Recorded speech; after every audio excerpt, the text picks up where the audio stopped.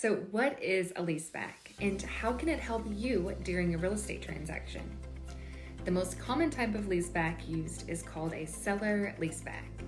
This means that after the closing date, the seller is allowed to stay in the house and they become the tenant, leasing the house back from the new owner. Whoever just bought the home becomes the landlord. So there are several negotiable items within the leaseback. To name a few, how much the seller will pay per day to stay in the house, the length of the leaseback, the deposit amount, and also the holdover fee. So if the person were to try and stay in the house after the end date, how much would you charge them? The seller leaseback is extremely helpful to the sellers who are needing the funds from closing before making the move, especially when purchasing another home. Or maybe they don't need the funds, but they want to make some updates to the new home they are purchasing before moving in.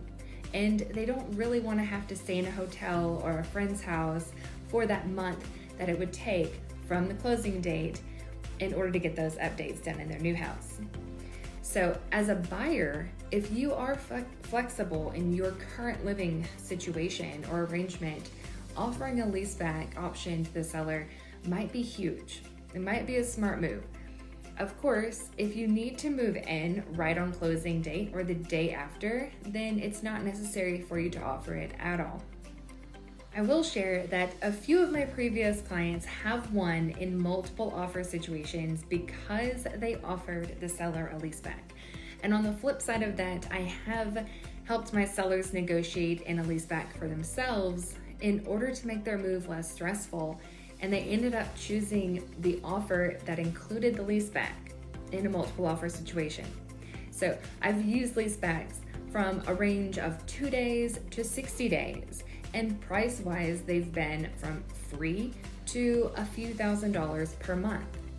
It just has to make sense for both parties as far as both parties' timeline goes, and as well as keeping everyone from making double payments on rents and mortgages if possible. So the less common use is called a buyer's temporary lease. And this is where the buyer is leasing the home from the seller before closing.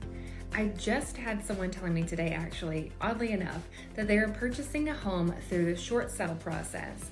And the bank is allowing them to use a temporary buyer lease while they wait on closing in order to maintain the pool that's on the property, because the sellers have already left the house and we all know that the bank is not going to go on property and take care of the pool.